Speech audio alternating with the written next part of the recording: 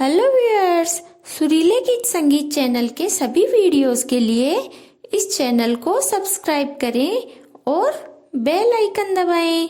Thank you. स्वागत है आपका आपके अपने चैनल सुरीले गीत संगीत में। आज मैं आपको निर्जला एकादशी व्रत कथा सुना रही हूँ।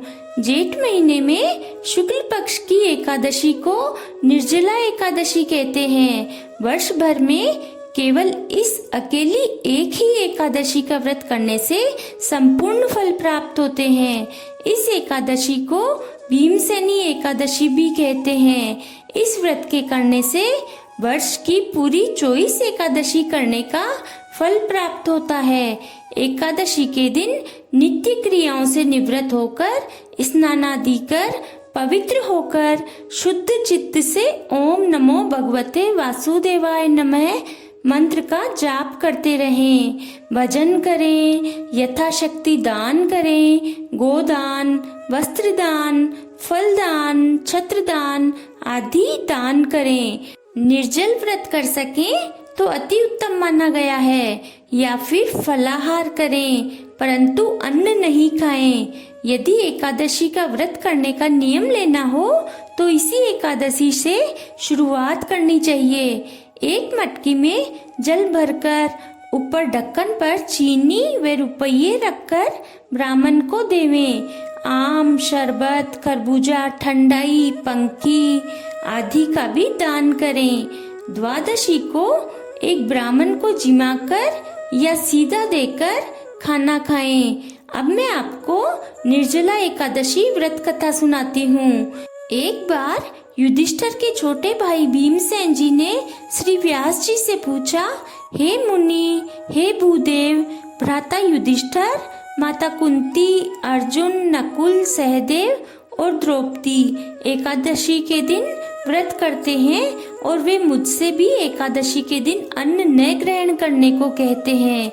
तब मैं कहता हूँ, हे भाइयों, मैं दान कर सकता हूँ, अत्यंत भक्ति पूर्वक श्रद्धा से हरि का पूजन कर सकता हूँ, लेकिन भूखे रहने की बात मेरे बस की नहीं है। तब व्यास जी ने कहा, हे पांडुपुत्र, यदि तुम स्वर्ग को अच्छा और नर्क को बुरा समझते हो तो प्रत्येक माह में आने वाली दोनों एकादशियों का व्रत किया करो। भीमसेन ने कहा, पितामह, आप कहते हैं कि हर माह की दोनों एकादशियों को अन्न न खाया करूं, किंतु पूरे दिन उपवास करना तो दूर है, मुझसे एक समय भी भूखा नहीं रहा जाता। फिर भी यदि प्रयत्न करूं तो वर्ष में एक दिन अवश्य व्रत कर सकता हूं। अतः आप मुझे एक व्रत बताइए। श्री व्यास जी ने कहा, भीम, ऋषियों एवं महर्षियों ने अनेक शास्त्रों की रचना की है। यदि कलयुग में मनुष्य उनका आचरण करे तो अवश्य ही मुक्ति को प्राप्त कर सकता है। पुराणों के अनुसार प्रत्येक माह की दोनों एकादशियों का व्रत करने से अवश्य ही स्वर्ग की प्राप्ति होती है।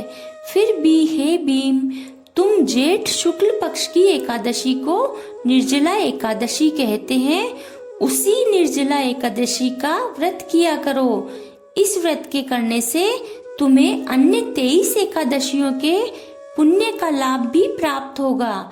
इस एकादशी में जल का प्रयोग आचमन में 6 मासे से अधिक नहीं होता है। तुम जीवन पर्यंत इस व्रत का पालन करो। इस दिन भोजन नहीं करना चाहिए क्योंकि इससे व्रत नष्ट हो जाता है। द्वादशी के दिन सूर्योदय से पहले उठकर स्नान करें, पूजा पाठ करें, फिर ब्राह्मणों को दान करें। किसी भूखे ब्राह्मण को भोजन करवाएं, उसके बाद स्वयं भोजन करें। हे भीमसेन, स्वयं हरि ने मुझसे कहा था कि इस एकादशी का पुण्य समस्त तीर्थों और दानों के पुण्य के समान होता है।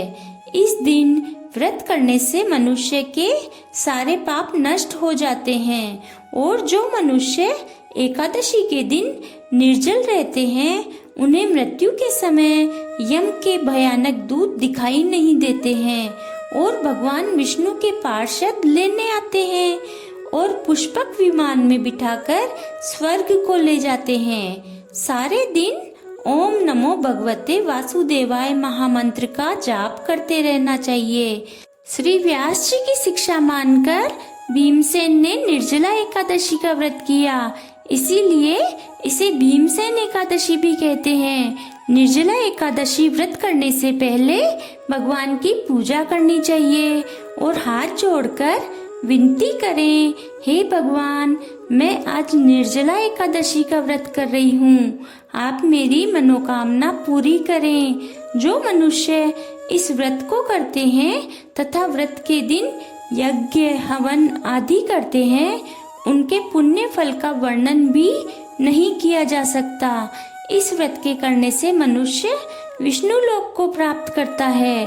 ब्रह्म हत्यारे, मद्यपान करता, चोरी करने वाले और गुरु द्वेषी तथा असत्यभाषी मनुष्य भी इस व्रत को करने से स्वर्ग को जाते हैं।